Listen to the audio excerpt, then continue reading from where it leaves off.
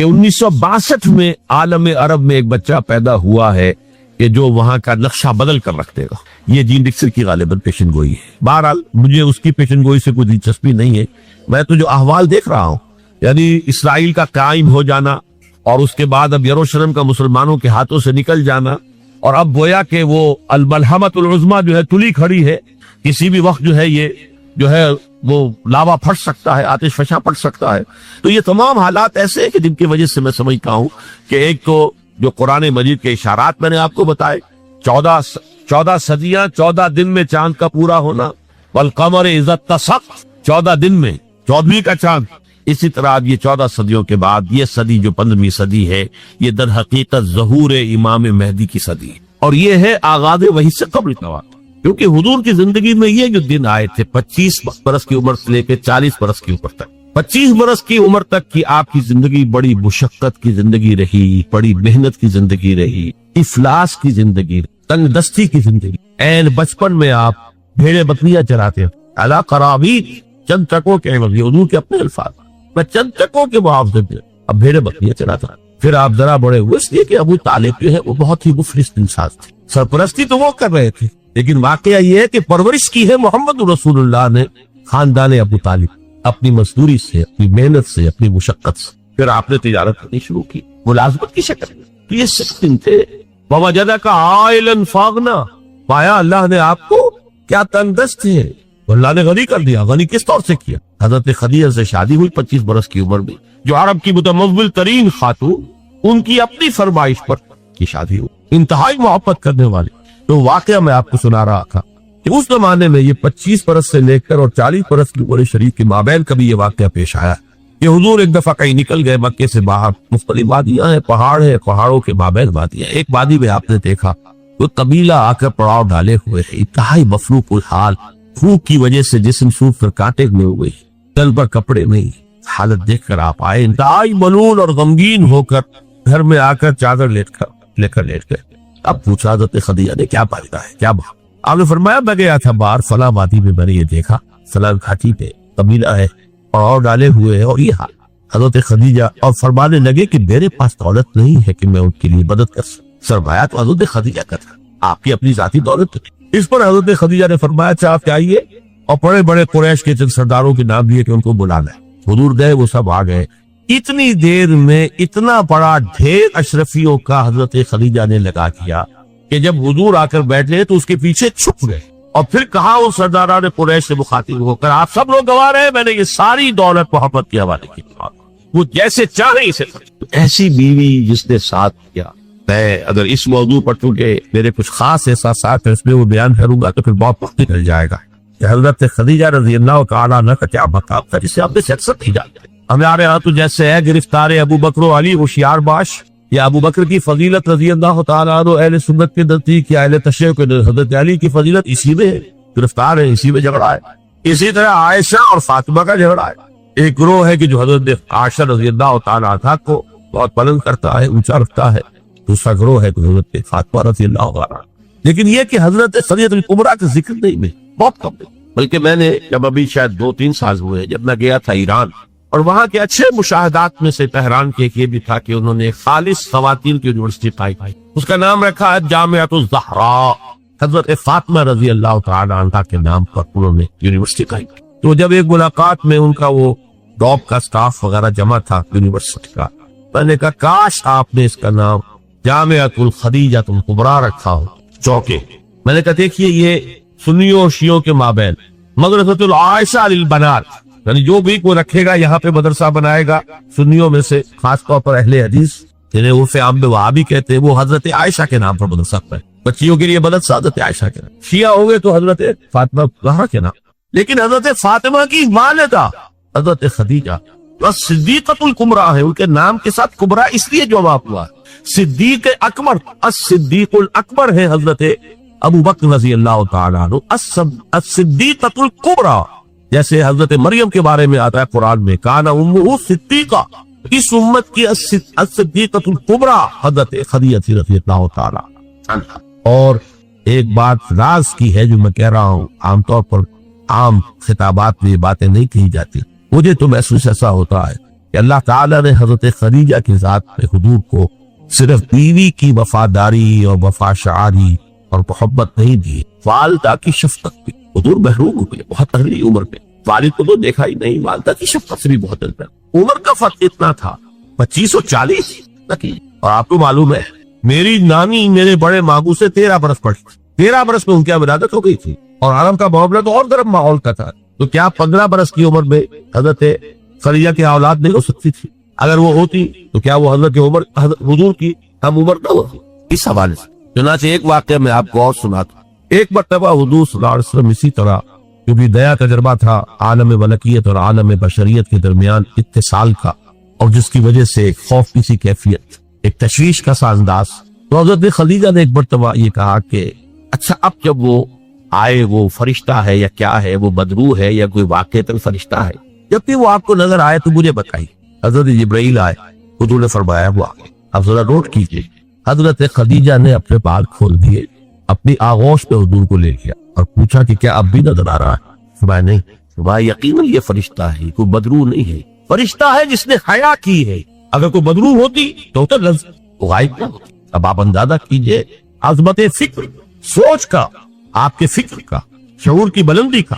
بہرحال سن 10 نبوی کا تذکرہ کر رہا تھا، حضرت خدیجہ کا انتقال، ابو طالب کا انتقال، جو ایک پروٹیکشن، ٹرائبل زندگی میں پروٹیکشن، جیسے کہ آج ہی میں پڑھ رہا تھا کہ جو بھی پہلا ایک معاہدہ اوس و خزرج کے درمیان جو مسلمانان نے یثرب تھا اور پھر مہاجرین کو ساتھ شامل کر کے حضور نے کروایا تھا، اس میں یہ شک بھی تھی کہ اگر کوئی ایک مسلمان بھی کسی کو پناہ دے دے گا تو وہ سب کی طرف سے شمار۔ یہی معاملہ قبائل پہ ہوتا تھا، قبیلے کا ایک فرد اگر کسی کو شخص کو پناہ دے دیتا ہے تو پورے قبیلے کی طرف سے۔ اس حوالے سے خاندان بنو ہاشم کی سرداری تھی ابو طالب کے، اور وہ پروٹیکشن دے رہے تھے محمد عربی صلی اللہ علیہ وسلم۔ اگرچہ ایمان نہیں لیکن وہ ایک طبی محبت تھی، اور اس طبی محبت کی بنیاد پر انہوں نے خاندان بنو ہاشم کا سایہ کیا ہوا تھا حضور پر صلی اللہ علیہ وسلم۔ اب ظاہر بات ہے کہ اگر بقیہ دوسرے قبیلے جو تھے اس کے سردار وہ اگر کوئی اقدام کرتے حضور کے خلاف تو یہ گویا کہ بنو ہاشم کے خلاف اعلان جنگ ہو جاتا اور ان فائٹنگ شروع ہو جاتی، خانہ جنگی، سول وار مکے میں شروع ہو جاتی۔ یہ وجہ ہے کہ 10 برس تک کسی اقدام کی جرت انہیں نہیں، سفارتیں لاتے رہے، ابو طالب کے پاس سفارتیں آئی، کبھی لالچ پیش کیا، آپ ان سے کہیے اگر انہیں دولت چاہیے تو سیم و زر کے ہم انبار لگاتے ہیں، تک انہیں کوئی سیادت چاہیے تو ہمیں اپنا بادشاہ ماننے کو تیار ہے، اگرچہ ہمارا کوئی مزاج نہیں ہے کسی بادشاہ کو ماننے کا، ان کو ماننے کے، اور اگر کہیں شادی کرنا چاہیں تو اشارہ کرتے ہیں قریش کے جس بڑے سے بڑے گھرانے میں کہیں گے آپ ان کی شادی کرتے ہیں۔ یہ بھی تھی آفر جب حضور نے فرمایا تھا کہ سجادان چاہیے میرے داہنے ہاتھ پر سورج اور بائیں پر چاند رکھتے تب بھی میں اپنے اس دعوت سے باز نہیں۔ ان کا مطالبہ یہ تھا کہ یہ دعوت ہمارے معبودوں کو برا نہ کرے، جس کے ضمن میں پھر آخری جبکہ ابو طالب بستر مرگ پر تھے اس وقت وہ آخری سفارت آئی اور انہوں نے آخری چیلنج کیا کہ ابو طالب اب بھی اگر تم باز نہیں آتے تو پھر ٹھیک ہے، ہمارا الٹیمیٹم ہے، آؤ میدان میں مقابلہ، یا روک کرو اپنے بھتیجے۔ اس پر جب ابو طالب نے بلایا اور حضور سے کہا ہے کہ بھتیجے مجھ پر اتنا بوجھ نہ ڈالو جو میں برداشت نہ کر سکتا، ظاہر بات ہے اکیلا خاندان بنی ہاشم، پورے قبیلہ قریش کا مقابلہ، پھر خود جو ہے نہایت ضعیف بوڑھے اور بستر منپر ہے تقریباً، بھتیجے مجھ پر اتنا بوجھ نہ ڈالو جسے میں برداشت نہ کر سکتا۔ اس پر حضور کی آنکھوں میں آنسو کہ ایک ہی مرئی سہارا دنیا میں ویزیبل اسباب عالم کے اعتبار سے ایک پروٹیکشن، ایک سہارا، ایک مدد کی شکل تھی، آج وہ بھی جا رہی ہے۔ سب کہا آپ نے ایک ہی چچا جان، اب تو یا تو یہ بات پوری ہو کر رہے گی اور یا میں اپنے آپ کو اسی میں ہلاک کر دوں گا، میرے لیے کوئی ریٹریٹ کا کوئی امکان نہیں ہے، کوئی واپسی کا کوئی امکان نہیں ہے، پسپائی کا کوئی۔ بہرحال میں نے یہ سارا پس منظر بتایا ہے عام الحزن، اور یہ ابو طالب کا بھی انتقال ہو گیا اور پروٹیکشن ختم ہو گیا، بلکہ اب بنو ہاشم کا سردار ابو لہب ہے، یہ خود دشمن ہے انتہائی، یہ سمجھیے کہ زہریلا دشمن، جس نے اس وقت کہہ دیا تھا تب لکا لہذا جماعتا، جس نے اپنے دونوں بیٹوں سے حضور کی دونوں صاحبزادیوں کو طلاق دلوائی۔ طلاق وہی مانا وہاں تو در حقیقت نسبت کا ہو جانا ہی ایک طرح کا نکاح ہوتا تھا، تو نکاح باقاعدہ ہو جائے گا، ایک نسبت ہو گئی، منسوب ہو گئی، تو گویا کہ ایک رشتہ قائم ہو گیا۔ دونوں بیٹے تھے ابو لہب کے، جن سے حضور کی 2 صاحبزادیوں میں رشتہ تھا، ان دونوں نے آ کر نہایت گستاخانہ انداز میں، توہین حامد انداز میں آ کر حضور کے سامنے کھڑے ہو کر اور کہا کہ ہم تمہاری بیٹیوں کو طلاق دیتے ہیں۔ سارا ستر ٹھیلے اب وہ ہے بنو ہاشم کا سردار، کیا نکلے گا نتیجہ؟ प्रोटेक्शन खत्म, अब तो जो भी चाहेंगे वो दारुल नदवा में फैसला करेंगे। लिहाजा आप गए ताइफ की तरफ। ये हुजूर की मक्की जिंदगी का अहम तरीन वाकया। हालांकि इससे पहले 3 बरस का आपका शेबे बनी हाशिम के अंदर जो घेराव रहा और मुकातआ रहा और बाइकॉट रहा, खाने पीने की चीजें जो है रोकी गई, बदतरीन किस्म की फाका जो है कशी करनी पड़ी पूरे खानदान बनी हाशिम को। हालांकि वो सब की सब ईमान तो नहीं लाए थे, लेकिन इस जुर्म की पादाश में कि बनु हाशिम मोहम्मद का साथ नहीं छोड़ रहे, लिहाजा इस पूरे खानदान को जो है उसके साथ बाइकआउट होगा। और बाइकआउट के नतीजे में बनु हाशिम का पूरा खानदान शेबे बनी हाशिम में, और जिसको शेबे अबी तालिब भी कहते हैं, 3 बरस तक महसूस रहा था कोई चीज खाने के लिए नहीं। कोई अल्लाह का बंदा हकीम इब्ने हिजाम जैसी शख्सियतें, बुनियादी तौर पर नेक शख्सियत, वो कहीं पहाड़ की चोटी पर चढ़कर नीचे उतरकर, वरना पहाड़ जो बाकी है उसके दोनों सिरों के ऊपर पहरे हैं, कोई जा ही नहीं सकता। अब पहाड़ क्रॉस करे उतर के कोई शहद दे आए, इसलिए कि वो बहुत करीबी अजीज से हजरत खदीजा के रजी अल्लाह तआला तो अपनी रिश्तेदारी का भी वो ख्याल रखते थे, कभी ले आए थे। वरना वो वक्त भी आया है कि बनु हाशिम के फूल जैसे बच्चे बिलक रहे, खाने को कुछ नहीं सिवाय इसके कि सूखे चमड़े उबाल कर उनका पानी उनके हलक पर टपका दिया जाओ कुछ। लेकिन इसको भी मैं सख्त तरीन नहीं कहता। हुजूर सल्लल्लाहु अलैहि वसल्लम के लिए जाती तौर पर जो सख्त तरीन मरहला आया वो यौम ताइफ, जिसकी एक गवाही हुजूर के अपने कौल में कि हजरत आयशा ने एक मर्तबा पूछा रजी अल्लाह तआला अन्हा कि क्या आप पर यौम उहद से भी ज्यादा कुछ सख्त दिन गुजरा? उनके होश में जाहिर बात है यौम उहद हुजूर मजरूह हुए, जख्मी हुए, दंदाने मुबारक शहीद हुए, खून का फव्वारा छूटा, आप पर बेहोशी तारी हुई, आपकी ज़बान मुबारक से एक बददुआ भी निकल गई। कैफ यहदिल्लाहु कौमन सज़बू वजह नबिय्यिहिम बिद्दम, अल्लाह उस कौम को कैसे हिदायत देगा जिसने अपने नबी के चेहरे को खून से रंगीत बना दिया, खून से रंग दी। फिर ये कि 70 सहाबा जो है शहीद, जिनमें हजरत हमजा जैसे भी, आपके चचा भी है, आपके सालादाद भाई भी है, आपके दूर शरीक भाई भी है, साथ के खेले हुए अबजोली भी है, असदुल्लाह है, असदुल रसूल ही की, और उनकी लाश आई है कि नाक कटी हुई, काल कटे हुए और पेट चाक करके कलेजा चबाया। तो सख्त तरीन दिन हजरत आयशा के नजदीक यौम उहद था। हुजूर ने फरमाया नहीं, मुझ पर सख्त तरीन दिन यौम ताइफ। आप मक्के से मायूस होकर ताइफ गए, और नोट कीजिए ये वाहिद मौका है जहां नजर आता है कि हजरत अबू बकर भी हुजूर के साथ, वरना साए की तरह साथ रहने वाली शख्स सिर्फ एक है साथ, ज़ैद इब्ने हारिसा रज़ियल्लाहु तआला अन्हु, जो मुंह बोले बेटे भी करार दे दिए गए थे, लेकिन ये कि थे तो गुलाम, आबाद करदा गुलाम, मौला थे टूट वो साथ है। सिर्फ आपने आम रास्ता इख्तियार नहीं किया जो कि आसान रास्ता है, सैल का रास्ता अपनी है। ताइफ के 2 रास्ते, मक्के से ताइफ के 2 रास्ते, एक तरीकुल सैल कहलाता है, एक तरीकुल जबल कहलाता है। पहाड़ी रास्ता जो इंतहाई दुश्वार गुजार, इंतहाई, आज भी आप जब चाहते जाए वहां पर तो मालूम होता है कैसे लोगों ने सड़क बनाई है, नहायत दुश्वार गुजार, लेकिन अब तो बहरहाल वो बहुत उम्दा सड़क बनी हुई है। हुजूर के जमाने में सड़क कहाँ थी? किस सख्ती को झेल कर उस तरीकुल जबल को आपने इख्तियार किया, इसलिए कि आम तरफ का रास्ता जहां था वो सख्त फौरन हमला होता, जो कि गालिबन दारुल नदवा में ये फैसला हो चुका कि अब तक तो मोहम्मद को सख्त को अबू तालिब के। अब कोई हमें अंदेशा नहीं है कि कोई इन फाइटिंग हो जाएगी, कोई जो है सिविल वॉर हो जाएगी कुरैश में, लिहाजा इसलिए आप अवॉइड कर रहे हैं उस रास्ते को जिस पर आप दुरुस्त आम वो दुश्वार गुजार रास्ते से होकर ताइफ पहुंचे। वहां के 3 सरदारों के पास जाकर अपनी दावत पेश की, इस उम्मीद में कि अगर इनमें से कोई एक भी दावत कर ले, उस पर ईमान ले आए तो मैं यहाँ मुंतकिल होता। ये मेरा दारुल हिजरत पर हिकमत खुदाबंदी में, मशीयत एज़दी में ये मामला जो है ये शर्फ पहले से तय था यसरब के लिए, लेकिन हुजूर की अपनी गौर व फिक्र सोच विचार उसके हवाले से आप ताइफ पहुंचे। तीनों ने जो जवाब दिए हैं कलेजे से पार होने वाले जवाबात। एक जगह फौरन जब रवाना हो जाओ यहाँ, इसलिए कि हो सकता है तुम सच्चे हो, वाकई रसूल हो, तो मैंने कोई तौहीन कर दी तो मैं मारा जाऊंगा, और हो सकता है तुम टूटे हो तो झूठे को मैं वो लगाना नहीं चाहता, लिहाजा रवाना ही। एक जगह तुम्हारे सिवा कोई मिला था अल्लाह को रसूल बनाने के लिए, ये जो कुरान मजीद में भी आयत कोट हुई है, मिन क़रयतैन अज़ीम, ये जो कोई रजुल होता, कोई शख्स जो इन 2 बस्तियों में बड़ी असमत वाला होता, दौलत वाला होता, वलीद इब्न मुगीरा की तरह उसकी जायदाद मक्के में भी होती, मदीने और ताइफ में भी होती, तो ऐसा शख्स नहीं मिला था अल्लाह को कोई नबी बनाने। तुम जैसा यतीम मफलूकुल हाल जिसका अपना कोई सरमाया था ही नहीं, जिसके लिए सरमाया भी अगर कोई था तो बीवी का था, वो अल्लाह ने चुना। बहरहाल आप उनसे मायूस होकर रवाना होने लगे तो इशारा कर दिया, जिन्हें स्ट्रीट अर्चिन साफ कहते, ये छोकरे गलियों के आवारा, ये जरा इनकी खबर।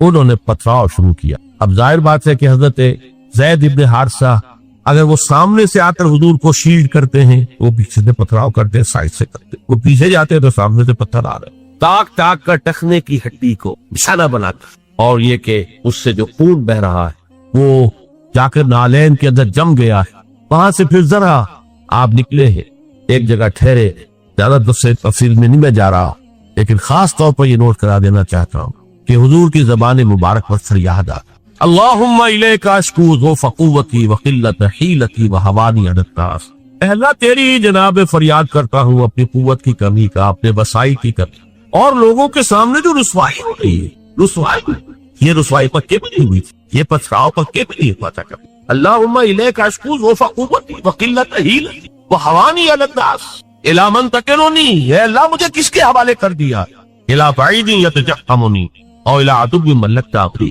کیا وہ دور دراز کے لوگ جن کا مجھ سے کوئی تعلق ہی نہیں ہے ان کو مجھ پر حملہ کرنے کے لیے کھلی چھوٹ دے دی، اور کیا دشمن کے حوالے مجھے کر دیا کہ جو چاہے کر، یہ فریاد۔ لیکن اس کے بعد وہ مقام عبدیت غالب آتا، یہ جو دو نسبتیں ہیں محمد رسول اللہ کی، عبدہ و رسول، مقام عبدیت کا تقاضا کچھ اور ہے، سر تسلیم سم، کوئی شکوہ شکایت زبان پر نہ، فرماتے ہیں ان لم یکن علی غضبک فلا، اگر تو ناراض نہیں ہے تو پھر مجھے کوئی سر تسلیم خم ہے جو ملا دے۔ اندیشہ تو یہ ہوا کہ کہیں کو ناراض نہ ہو گیا، جیسے ابتدا میں چند دن کے لیے وحی کی آمد کا سلسلہ رکا تھا تو اندیشہ ہو گیا تھا کہ کہیں اللہ ناراض تو نہیں ہو گیا کہ وحی کا سلسلہ بنا جس پر وہ آیات نازل ہوئی، وَالضُّحَىٰ وَاللَّيْلِ إِذَا سَجَىٰ مَا وَدَّعَكَ رَبُّكَ وَمَا قَلَىٰ وَلَلْآخِرَةُ خَيْرٌ لَكَ مِنَ الْأُولَىٰ۔ اسی کو کہتے ہیں فارسی میں کہ عشق است و ہزار بدگمانی، جہاں عشق کا محبت کا معاملہ ہوتا ہے تو بڑی جلدی بدگمانی پیدا ہو جاتی ہے، کہیں کوئی ناراض تو نہیں ہو گیا کسی وجہ سے، میری کوئی بات جو ہے کل تو نہیں گئی، کسی چیز سے کوئی ایسی تو نہیں کہ ناگواری محسوس ہوئی۔ تو ان لم یکن علی غضب فلا ابالی، اگر غضب نہیں ہے تیرا، ناراض نہیں ہے تو پھر مجھے کوئی پرواہ نہیں۔ اعوذ بنور وجهک الذی اشرقت له الظلمات، میں تیرے چہرے عظمت کی اس ضیاء اور نور کی پناہ میں آتا ہوں کہ جس سے تمام اندھیارے جو ہے وہ دور ہو۔ بہرحال وہاں سے جب واپس آئے ہیں تو نوٹ کیجئے ٹرننگ پوائنٹ ہے یہ، اس لیے کہ یوم طائف ایک اعتبار سے کلائمیکس ہے، ذاتی اعتبار سے محمد الرسول اللہ صلی اللہ علیہ وسلم پر ابتلا اور آزمائش اور امتحان اور سختی کا نقطہ عروج، کلائمیکس۔ اور اسے مولانا منادر حسن گیلانی رحمۃ اللہ علیہ نے اپنی تصنیف النبی الخاتم میں ٹرننگ پوائنٹ قرار دیا۔ اس کے بعد سے اللہ تعالیٰ کی طرف سے خصوصی پروٹیکشن، اللہ تعالیٰ کی طرف سے خصوصی حفاظت جو ہے حضور صلی اللہ علیہ وسلم کو حاصل، لیکن یہ کہ فوری طور پر طائف سے واپسی کے بعد معاملہ یہ ہوا ہے۔ عالم اسباب میں حضور کا معاملہ یہ تھا کہ آپ داخل نہیں ہو سکتے مکے میں، کیا کریں، وہاں قتل کا فیصلہ ہو چکا، داخل ہوں گا تو قتل کرتے، اور جب دارالندوا میں فیصلہ ہو چکا ہو تو کوئی اس کے اوپر جرم نہیں، کوئی اس کے اوپر الزام نہیں، کوئی مقدمہ نہیں بنے گا۔ طائف گیا تھا خالی ہاتھ لوٹ رہا۔ عالم اسباب، اب نوٹ کیجیے جو نقطہ میں واضح کرنا کہ حضور کی ساری جد و جہد عالم اسباب میں قدم بہ قدم زمین پر چل کر ہوئی۔ عالم اسباب کے وہ استعمال کرتے ہوئے ایک مشرک کو، کافر کو پیغام بھیجتے ہیں اگر تم مجھے امان دے دو، اپنی امان میں لے لو تو میں مکے میں آ جاؤں۔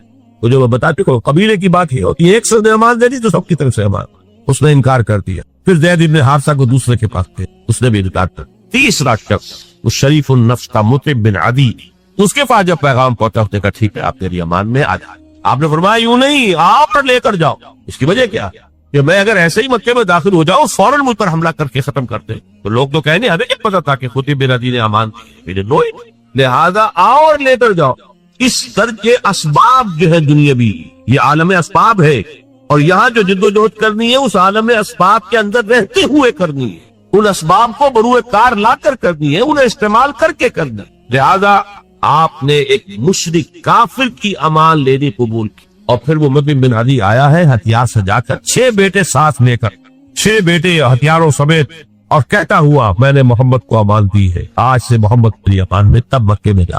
یہی وجہ ہے کہ حضور کو اتنا پاس تھا اس کے اس احسان کا۔ غزوہ بدر میں جب 70 قیدی قریش کے حضور کے ہاتھ میں تھے، اسیران بدر، حضور نے فرمایا تھا کہ اگر آج مطعم بن عدی زندہ ہوتا اور وہ سفارش کرتا تو میں ان 70 کے 70 کو چھوڑ دیتا بغیر کسی فکر، لیکن یہ کہ مطعم بن عدی کا اس دوران انتقال ہو چکا تھا، وہ اسی حالت کفر و شرک میں تھا۔ میں نے کچھ جھلکیاں آپ کو دکھائی، یہ 10 برس ہیں۔ حضور کا جو انقلابی جد و جہد کا عرصہ ہے وہ 20 برس کا۔ عرب میں انقلاب کی تکبیر جو ہے سن 8 ہجری پہ ہو گئی، مکہ فتح ہو گیا، طائف فتح، हुनैन में फतह हासिल हो चुकी, अरब में इनकलाब हो गया। लिहाजा 12 बरस मक्के के और 8 बरस मदीने के शामिल कर लीजिए 20 बरस। इन 20 को 2 हिस्सों में तकसीम कीजिए, 10 साल इधर 10 साल उधर। पहले 10 साल का हासिल ये है जो मैंने आपके सामने रख दिया कि कुल 125 या 150 अफराद ईमान लाए।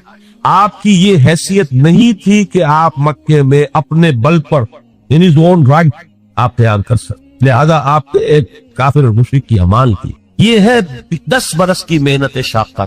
अगले 10 बरस में वो इनकलाब जिस तेजी के साथ मुकम्मल, उसी साल जबकि ताइफ से वापस आए, हज के अय्याम में आप फिर रहे हैं मुख्तलिफ वादियों में जहां हाजी ठहरे हुए हैं। यसरब के 6 हाजी आपको मिल गए, उनके सामने आपने अपनी दावत रखी। वो खजरज के कबीले से थे। मदीने में यहूदी क्योंकि ये कहा करते थे कि नबी आखिरी ज़मां का ज़हूर होने वाला है, अनकरीब जो है आखिरी नबी का ज़हूर होगा। और जब उनके झगड़े होते थे औस खजरज से यहूदियों के और मार खाते थे इनसे, जैसे बनिए अगर उनका कुछ झगड़ा हो जाता था गांव में तो जाहिर बात है मार तो उनका मुकद्दर थी, ऐसे ही वो मार खाते थे। लेकिन कहते थे कि अभी तो तुम हमें दबा लेते हो, लेकिन देखो नबी ये आखिर ज़मा का ज़हूर का वक्त करीब, जब हम उनके साथ होकर तुमसे लड़ेंगे तो तुम हमें शिकस्त देते। ये कानों में उनके बातें पड़ी हुई। लिहाजा जब हुजूर ने अपनी दावत पेश की, उन्होंने कलंकियों से एक दूसरे को दिखा। मालूम होता है ये वही नबी है जिनका जिक्र यहूद का। तो इससे पहले कि यहूदी इन पर ईमान ले आए, कोई मान लिया, कुछ आदमी ईमान। अगले साल उन्होंने थोड़ी बहुत जो भी दावत दी होगी उसके नतीजे में पारा आ गए। अब इन्होंने कहा कि हमें कोई मुबल्लिग दीजिए, कोई मुअल्लिम दीजिए, मुकरी दीजिए जो कुरान हमें पढ़ाए। आपसे तो हमारी मुलाकात अब 1 साल बाद होगी। ये किस अरब में सफर करना को आसान काम था? हर वक्त खतरा कत्लो गारत का, काफिले लुट रहे पिट रहे। तो वो तो जो अशहुरे हुर्म होते थे हज के महीने, उनमें अमन व अमान होता था, कोई किसी को तंग नहीं करता था, कोई कत्ल और गारत करी नहीं। तो अगले साल मुलाकात होगी, तो आप हमें दीजिए कोई मुकरी पढ़ाने वाला। कुराए नाम कुराए फाल बना में मैंने दीवाना जदन हजरत मुसअब बिन उमैर को हुजूर ने मुअय्यन किया, वो सब जाओ। वो चले गए। कुछ अरसे के बाद एक और को गई थी, हजरत अब्दुल्लाह इब्न उम्मे मक्तूम नाबीना साहब। इन दो ने वहां जाकर 1 साल में जो दावत और तबलीग का काम, कुरान पढ़ाया लोगों। हजरत मुसअब का नाम ही पड़ गया अल मुकरी, वो आया उस्ताद पढ़ाने वाला।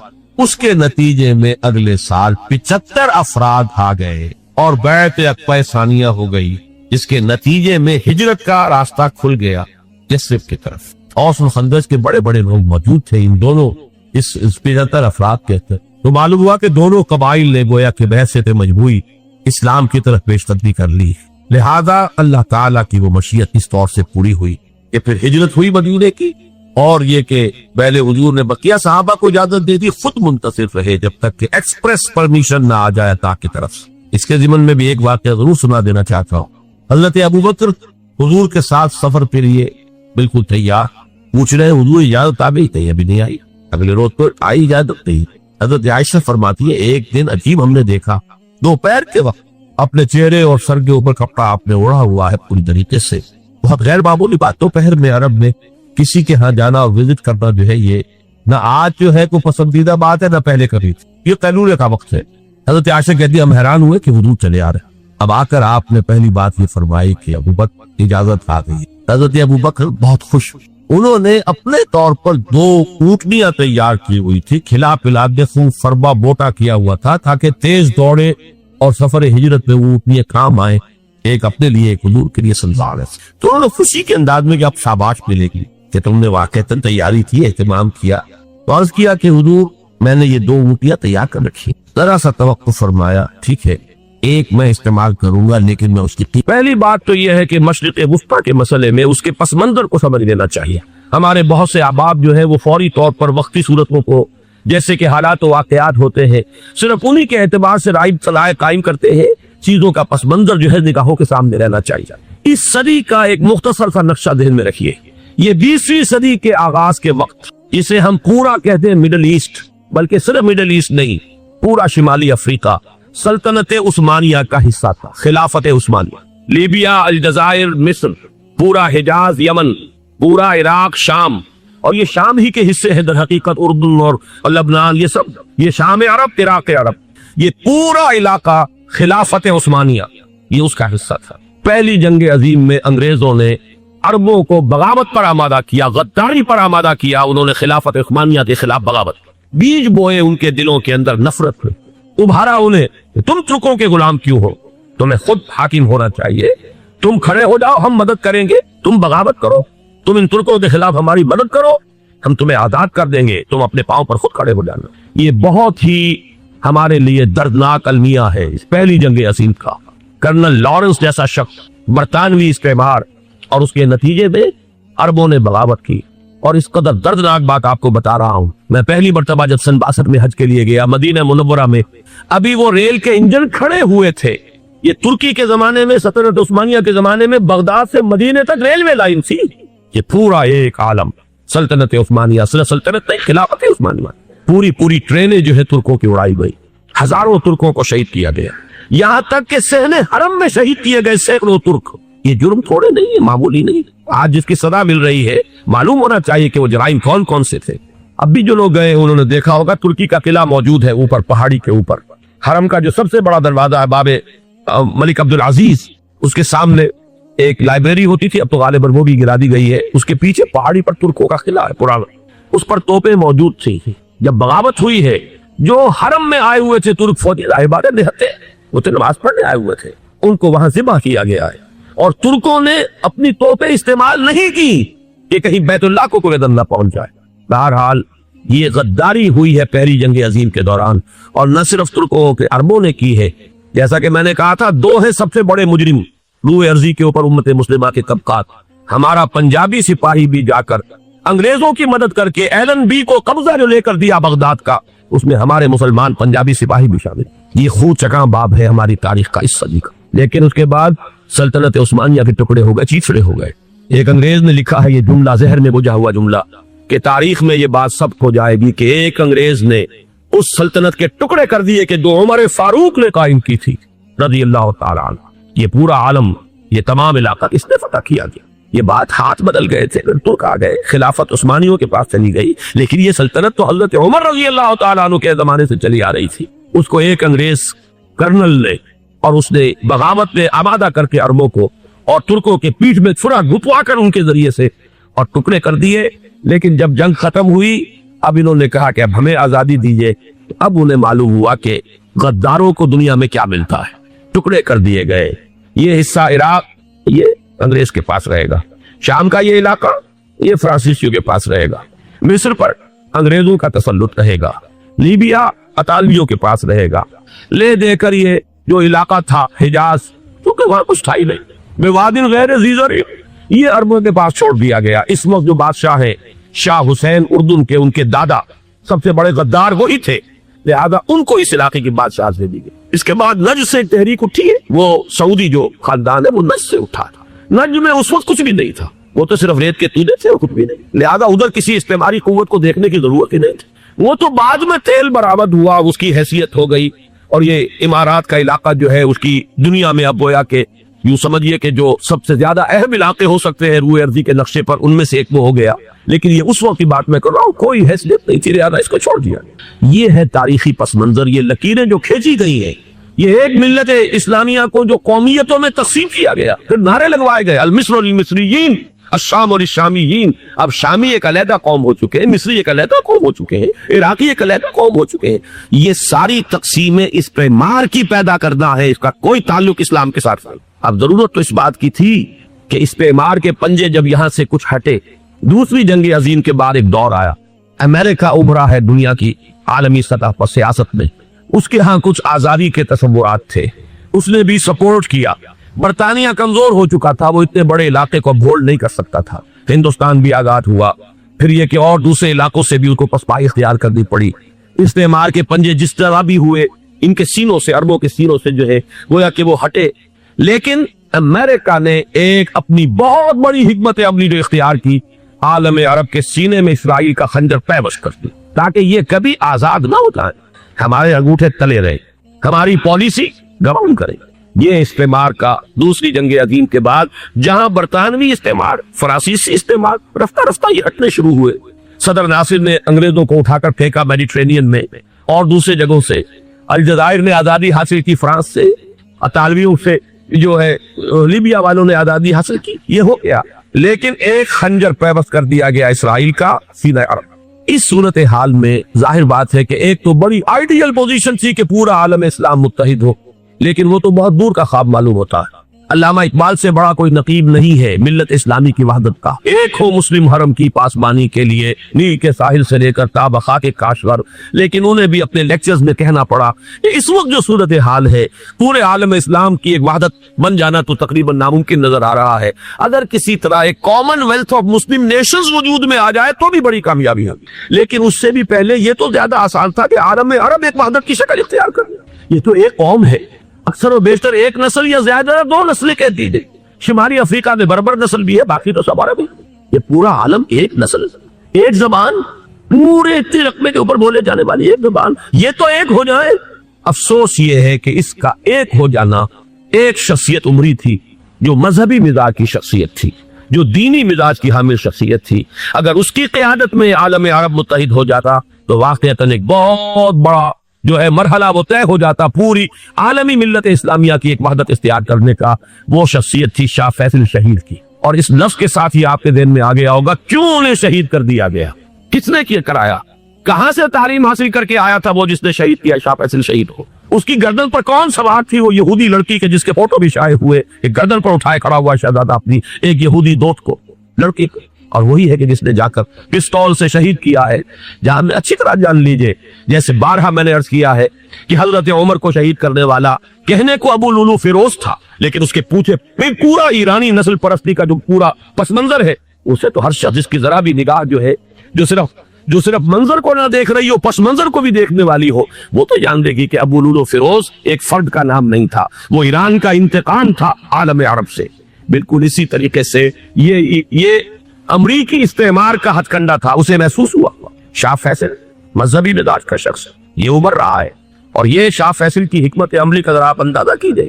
لاہور میں سمٹ کانفرنس ہوئی، اس میں وہ آئے، سب سے ٹاورنگ پرسنالٹی پورے اس وقت عالم اسلام کے اندر شاہ فیصل کی تھی، اور وہ گویا کہ ایک بہت ہی جس کو کہا جائے کہ ایک بہت ایلڈرلی، ایک بزرگانہ ایک شخصیت جو ہے، اور انہوں نے اپنے دولت کے دروازے، عرب میں وہ مشہور تھے کہ نہایت خسیس اور بخیل انسان تھا، اس لیے کہ وہاں وہ خرچ کرتے تھے حساب کتاب کے ساتھ، لیکن ان کے خزانے کھلے ہوئے تھے عالم اسلام کے لیے، ادھر بھی مدد ہے، ادھر بھی مدد ہے، ادھر بھی کام ہو رہا ہے، ادھر بھی کام ہو رہا ہے۔ پھر انہوں نے تیل کا ہتھیار استعمال کر کے ایک دفعہ امریکہ کو دن میں تارے دکھا دیے، لہذا ان کا ہٹایا جانا سین سے یہ امریکی استعمار کے لیے لازم تھا۔ اب لے دے کر رہ گئے کون سیکولر مزاج کے لوگ۔ پہلی اٹیمپٹ جمال عبد الناصر نے کی، ناکام ہو گیا۔ قذافی صاحب نے کوشش کی کہ وہ ان کی جانشینی حاصل کر لے، ناکام ہو گیا۔ اب ایک تیسری شخصیت صدام حسین کی، ملحد ہے، اسلام سے کوئی سروکار نہیں، باس کا فلسفہ سیکولرزم پلس عرب نیشنلزم یہ اصول ہے، لیکن یہ ہے کہ یہ شخصیت ابو بکر ایسی آئی ہے کہ اس سے اس وقت یہ جان لیجئے، میں امریکہ میں بھی عربوں سے مل کر آیا ہوں، سعودی عرب میں بھی اب میں کو دیکھ آیا ہوں، نوجوان نسل جو ہے عربوں کی، پورا جو دوسرے عرب ممالک ہے جہاں پر کہ مذہب کا اتنا چرچا ہی نہیں ہے، پورا فلسطینی عرب، جارڈن کے عرب، شامی عرب عوام، وہ سب کے سب صدام کے پیچھے ایسے، اس لیے کہ انہیں نظر آ رہا ہے کہ ایک شخص پھر ایسا پیدا ہو کر سامنے آ گیا ہے جو شاید عالم عرب کو پھر یونائٹ کرتا، اور یہ ہے اصل وہ شے کہ جو امریکہ کے لیے کسی صورت میں قابل قبول نہیں۔ دولت کے یہ ذخائر، خلیج کی یہ دولت، سیال سونا اور اس کے ذخیرے، اور یہ کسی طریقے سے یہ امریکہ کے زیر اثر نہ رہے، یہ ہے وہ شے جو اسے برداشت نہیں ہے۔ وہ کوئی اربوں کی محبت میں نہیں آیا 2.5 لاکھ فوج لے کر، وہ کوئی شاہی عرب جو خاندان ہے سعودی، اس سے اس کی کوئی دلچسپی نہیں ہے، کوئی پتہ نہیں کہ وہ خود ان کو ہٹا دے اور وہاں پر کوئی جمہوری ڈھانچہ جو ہے وہاں پہ کھڑا کروا دے خود امریکہ۔ اس لیے کہ سعودی عرب میں دیکھ آیا ہوں، حالات اگرچہ ظاہر بات ہے کہ زیادہ گہرائی میں تو وہاں جانے کا موقع ہی نہیں ہوتا، بہت ہی مستبد حکومت ہے، لیکن صاف نظر آ رہا ہے کہ اس وقت دونوں طبقے نوجوانوں کے جو ہے وہ شاہی خاندان کے شریک خلاف ہو چکے، جو وہاں پر جدید مثقف طبقہ ہے، جدید تعلیم یافتہ، جو باہر پڑھ کر آیا ہے امریکہ میں اور کہیں اور وہ کثیر تعداد میں، وہ صاف سوال کر رہے ہیں کہ یہ بلینز اور بلینز آف ڈالرز کے جو ہمارا خرچہ آتا تھا، ہمارے ہتھیاروں کے آرڈر جاتے تھے، وہ کہاں گئے؟ کل 65,000 فوج، اور عرب کے پاس، سعودی عرب کے پاس اتنے ٹینک بھی نہیں ہے جتنے کہ یمن جیسے غریب ملک کے پاس، ہمارا روپیہ یہ گیا کہاں؟ یہ ایک سوال ہے جو ہر شخص کے ذہن کے سامنے ہے۔ اب ہمیں اپنے معاملات کو خود سنبھالنا ہوگا۔ اسی طریقے سے جو مذہبی طبقہ ہے، اور وہاں ہے بڑی تعداد میں مذہبی طبقہ نوجوان جن میں بڑا جذبہ ہے، اور ان کا وہ جوش جہاد انہیں جہاد افغانستان تک لے کر آیا ہے، سینکڑوں عرب نوجوان یہاں جو ہے شہید ہوئے، अपने मुल्क में तो उन्हें बोलने की भी कोई इम्कान नहीं है, लेकिन यहाँ वो जज्बा जो अंदर अंदर परवान चढ़ रहा है, वो जज्बा उन्हें लाया है और अफगानिस्तान की संगलाखवादियों के अंदर उन्होंने जामे शहादत पोश किया है। वो तबका भी शदीद मुखालिफ हो चुका है कि इन्होंने अमरीकियों को बुलाकर, उनमें यहूदी भी है, ईसाई तो है ही है, यहूदी है, यहूदी औरतें हैं, जो कुछ अब वहां बेहयाई और बेपर्दगी के मनाबिर नजर आ रहे हैं। ये सरजमीन अरब, मैंने अमेरिका में तकरीर सुनी है, इस्ना के जो फाइनल उनका एक सेशन था, इस्लामिक सोसाइटी नॉर्थ अमेरिका, जिसमें मैं मदऊ किया गया था, उसीलिए मैंने ये सबक किया था। एक नौजवान ने जो तकरीर वहां पर की है, वाकया ये है कि मैं हैरान रह गया उसकी जुर्रत का। उसने कहा कि हुजूर ने फरमाया था कि जजीरा नुमा अरब में दो दीन जमा नहीं हो सकते, और आज शाही खानदान की सिर्फ अपनी हुकूमत को बचाने के लिए अमरीकियों को इतनी बड़ी तादाद में बुला लिया गया है, जिनमें मोबाइल चर्च भी है, मोबाइल सिनेगोग्स है, यहूदी मर्द और औरतें जो है दंदनाते फिर रहे आज अरब की सरजमीन पर। लिहाजा जो मजहबी तबका है वो इस पर शदीद रद्द अमल जो है उसके अंदर पाया जाता है। ये हालात है जो मैं आपके सामने चाहता था कि रखूं। ये वो शामत अमाल है। एक तरफ ये कि वो शख्सियत जो है सद्दाम हुसैन की, वो कोई पसंदीदा शख्सियत नहीं, लेकिन ये कि उस शख्सियत को तकवीयत देने वाले भी तो यही लोग थे। इन्हें खतरा था ईरान के इनकलाब से कि कहीं उसी किस्म का कोई इनकलाब हमारे यहाँ ना आ जाए, लिहाजा इनकलाब ईरान को एक्सपोर्ट ना होने दे, इसलिए उन्होंने इसी सद्दाम हुसैन को बिलियंस और बिलियंस ऑफ डॉलर्स की मदद दी। आज वही है, अरबी की तो एक कहावत भी है, सम्मिन कल्बक, या को अपने कुत्ते को खिला पिला के मोटा करो, किसी रोज तुम्ही को काटेगा। आज वो तो इन्हें काट रहा, लेकिन ये कि उसका जो इलाज तजवीज हुआ है वो इंतहाई खौफनाक है। 2.5 लाख अमरीकी वो इस्तेमार के पंजे जो बमुश्किल आलम अरब के सीने से जो गड़े हुए थे इस इस्तेमार ने, मुश्किल हटे थे कि एकदम अब वहां पर खबरें आ रही हैं, फरांसीसी भी आ रहे हैं, बरतानवी भी आ रहे हैं, कहां कहां से फौजी आ रही हैं, और वहां पर 2.5 लाख सो सिर्फ अमेरिकन आर्मी का, उसमें तकरीबन 1.5 लाख तो पहुंच चुकी। और जो भी होगा वहां पर, जैसा कि मैंने अर्ज किया है, इस कदर खौफनाक सीन है। मैंने बहुत से हजरात वाकिफ होंगे, कई मरतबा मैंने हवाला दिया है मौलाना सैयद हामिद दिया रहमहुल्लाह का। उन्होंने एक दफा मुझे बताया था कि अहादीस में जो कुर्ब क़यामत के हालात और वाक़यात की पेशिनगोइयां हैं, उनमें यह है कि वो जो आखिरी जंग हो रही है जो कि दज्जाल के खिलाफ होगी मुसलमानों की, और जिसमें कि हजरत मसीह अलैहिस्सलाम का नुज़ूल होगा, जिसके सिलसिले में उससे पहले एक जंग होगी बहुत खौफनाक, बहुत खौफनाक। और अजीब अल्फाज उनके ये थे कि उसमें एक तरफ मुसलमान और ईसाई और यहूदी तीनों होंगे। ये बात समझ में नहीं आती थी कि मुसलमान और यहूदी एक जगह कैसे जमा हो सकते। आज वो नक्शा नजर आ गया। आज इसराइल, अमेरिका, सऊदी अरब, अब ये एक है, बल्कि चलते आइए, मिस्र, इसराइल, सऊदी अरब और जो भी इनके हवारी है वो सब सब में खड़े, और उनके ऊपर सियारत किसकी है? अमेरिका की। वो नक्शा आ गया है। और उस जंग के सिलसिले में मौलाना हामिद मियां रहमहुल्लाह ने मुझे बताया था कि हदीस में अल्फाज आए हैं, इतने लोग हलाक होंगे, इतने लोग हलाक होंगे, इतने लोग हलाक होंगे कि एक परिंदा सैकड़ों मील तक उड़ता हुआ चला जाएगा और उसे सिवाय लाशों के और कुछ नजर नहीं। ये नक्शा खाकम बदहन तुला हुआ है, खड़ा हुआ है। जो भी होगा, कीमियावी जंग, कीमियावी वारफेयर, केमिकल वारफेयर और फिर एटॉमिक वारफेयर, इसकी खुली धमकियां दी जाती। कभी कोरिया के बारे में अंदेशा था कि ये दरिंदे खुदा की धरती को, कोरिया की गरीब बस्ती को नागासाकी बना के छोड़ेंगे, हिरोशिमा बना के छोड़ेंगे। आज वो सूरत हाल जो है आलम अरब पर, heart of the Arab land, उस पर यह सूरत हाल बिल्कुल तुली खड़ी है। इसमें हमें क्या करना चाहिए? मैंने ये चाहा कि पूरा पस मंजर आपके सामने, सिर्फ वक्ती सा कोई एक नारा, वक्ती सी कोई एक खबर, उसके हवाले से एक जज्बात का मामला, पूरा एक पस मंजर सामने रखिए। अब वो आपको शायद मेरी बातें जो है वो समझ में आ जाए। नंबर 1, हमें किसी सूरत इस जंग में अमरीका के घड़े की मछली नहीं करना चाहिए। अमरीका इस्लाम के तहफ़्फ़ुज़ के लिए नहीं आया, अमरीका हरमैन की हिफाजत के लिए नहीं आया, अमरीका अपने मफादात, आलमी मफादात के तहफ़्फ़ुज़ के लिए आया। और ज्यादा से ज्यादा आप कह सकते हैं कि वो सऊदी शाही खानदान की हिफाजत के लिए आया। और बड़ा उम्दा मजमून छपा था पिछले, बल्कि अभी तक तो वो ताजा ही है जब तक नया नहीं आता, निराम में, जिसका उन्वान था अरबों का छुरा और अरबों का गला। सारे पैसे भी इन्हीं से ले रहे। $12 बिलियन का एक चेक लेकर गया जेल बैकर। अंदाजा तो की दुनिया कहां से कहां पहुंच गई। मैं भी हैरत हूं कि दुनिया क्या से क्या हो जाएगी। 2 माह कबल इसका तसव्वुर नहीं हो सकता। इतनी बड़ी कुव्वत अमेरिका की, तबाह कौन कुव्वत, और जमा हो जाएगी अरब के अंदर। लेकिन ये कि वो कौस भी अरबों ही की होगी, उन्हीं का छुरा, उन्हीं का लला। हमें करना ये चाहिए, अल्लाह ताला हमारी हुकूमत को, हमारे सियासतदानों को, हमारे जिम्मेदार लोगों को हिदायत दे, वो अमेरिका के घड़े की मछली ना बने। उसके तहफ़्फ़ुज़ के लिए या शाही खानदान की हिफाजत के लिए बहुत कुछ उन्होंने ऐश कर लिए, काफी ऐश कर लिए।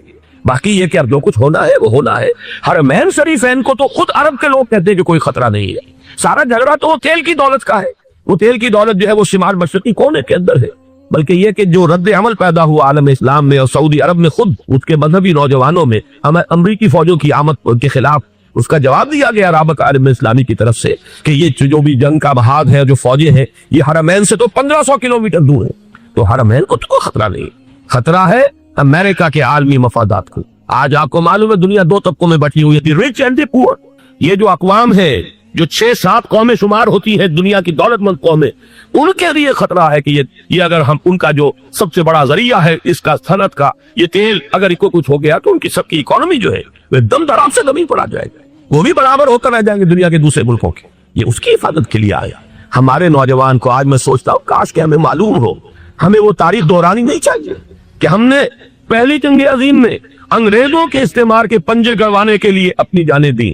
پنجاب کا نوجوان، پنجاب کا مسلمان سپاہی بھی جا کر ایل این بی کو قبضہ دلوانے کے اندر اور بغداد پر قبضہ کرانے میں اس کے تعاون کیا، اس کی مدد کی۔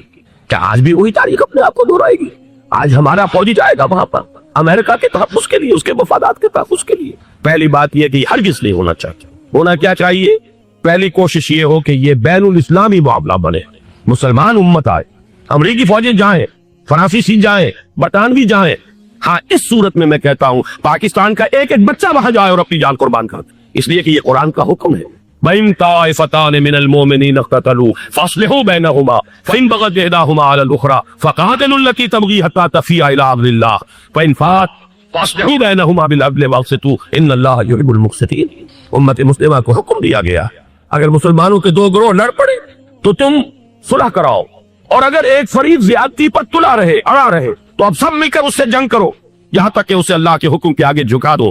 پھر اگر وہ اللہ کا حکم مان لے، صلح پر آ جائے، تو پھر عدل و قسط کے ساتھ ان کے درمیان صلح کرا دو۔ یہ ہمیں حکم ہے، مسلمانوں کو حکم ہے۔ لیکن یہ کہ یہ امریکی آ رہے ہیں اور امریکی استعمار اور امریکی مفادات، اور اس کے لیے جو ہے پاکستان کا مسلمان سپاہی بھی جائے، میرے نزدیک کی کسی صورت میں صحیح نہیں۔ مطالبہ بھی ہو رہا ہے، آج ہی غالباً ایک انٹرویو آیا ہے، شاہ حسین کے بھائی جو ہے حسن بن طلال، انہوں نے بھی یہی کہا ہے کہ اس کو مسلمانوں کو آپس میں اس معاملے کو طے کرنا چاہیے، اس قضیے کو امریکی فوجوں کو یہاں سے فوراً واپس جانا چاہیے۔ اور یہی بات میں یقیناً تائید کروں گا، تحسین کروں گا، یہی موقف ایران کا۔